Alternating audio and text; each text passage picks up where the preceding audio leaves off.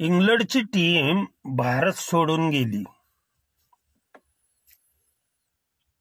कारण काय तर पहिल्या कसोटीमध्ये जिंकण्याचं कारण ही त्यांनी शोधलं आणि दुसऱ्या कसोटीमध्ये हारण्याचं कारणही त्यांनी शोधलं. आणि काही मीडियानी बरंच काही वेगवेगळ्या प्रकारे मत मांडलेलं आहे, परंतु इंग्लंडची टीम ही इंग्लंडची टीम आहे. ती कधीही उभारून वर येऊ शकते. एक दिवस मॅच अगोदरच संपली, दुसरी मॅच, आणि त्यांना हार पत्करावी लागली.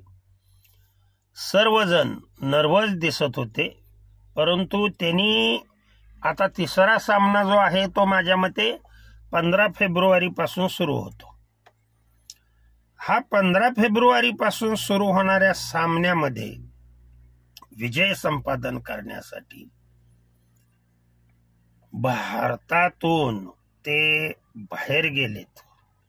भारत सोडून गेलेत म्हणजे भारतातून ते बाहेर गेलेत. कुठे गेलेत तर अबुधाबीला गेलेत. कशासाठी गेलेत तर तिथे स्पिनर्स, फास्ट बॉलर्स, बॅट्समन्स यांची जबरदस्त सराव शिबिर, प्रॅक्टिस तिथं भरपूर करता येईल यासाठी ते भारत सोडून गेलेत. किती दिवसासाठी गेलेत ते 10 दिवसासाठी गेलेत. परंतु जेव्हा ही टीम पुन्हा येणार आहे तेव्हा तिसऱ्या कसोटीमध्ये कशा पद्धतीनं तोंड देते ते पहा. फार जिद्दी, आपल्या खेळाडूमध्ये अशी जिद्द आहे, परंतु ती वास्तवात उतरवून समोरच्या कट्टर संघाला, इंग्लंडचा संघ, ऑस्ट्रेलियाचा संघ फायनल वर्ल्ड कप मध्ये 2023 मध्ये 10 सलग मॅच जिंकून शेवटची मॅच हरण्यासाठी कारण हेच आहे की प्रॅक्टिस केली नाही. आणि जे सराव शिबिर आहे किंवा सराव करणं आवश्यक होतं तेवढा सराव हा घडला नाही. मात्र असं आपल्या बाबतीत घडू नये. आपण सेरीज जिंकण्यासाठी भारतात आलो आहोत म्हणून हा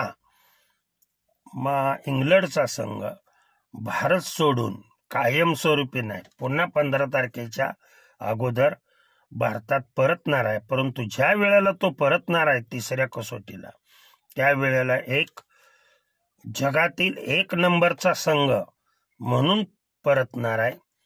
त्यासाठी भारतीय संघाने सुद्धा कसून प्रॅक्टिस करणं, कसून सराव करणं हे अतिशय महत्वाचं आहे असं मला वाटतं.